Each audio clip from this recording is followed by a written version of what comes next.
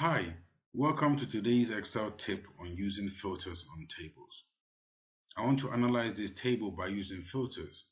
So I click on any cell block within the table and then I go to the Data tab.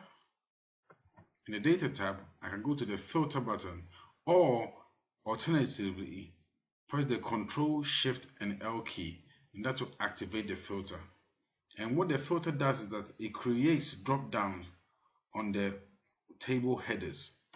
And what these drop down do is that if I want to filter by team A in the home side column, I click on the filter button, and within the filter selection I can deselect show me all data and say I want to only see data for team A within the home side column, and I click the OK button.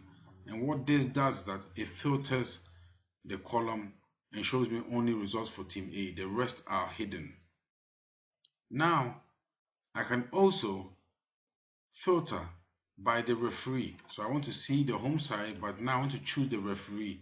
So it's telling me that only Andrew and Frank are available. I want to see all the matches that Andrew was a referee for. That further filters my table and shows me that Andrew refereed two matches for team A. First, a match between team A and B, and then team A and team F. So I can analyze Andrew's performance.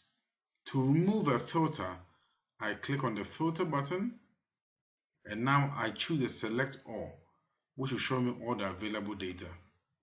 I can do the same for the home side column. Select all, and now the table has been unfiltered. So now I see all the data. To remove the filter capability, I can press Ctrl Shift L again, or I can go back to the Data tab and click on the filter, and that's how to remove filters. So now I expect all of you to go and practice this and filter your data and analyze your data and send us feedback.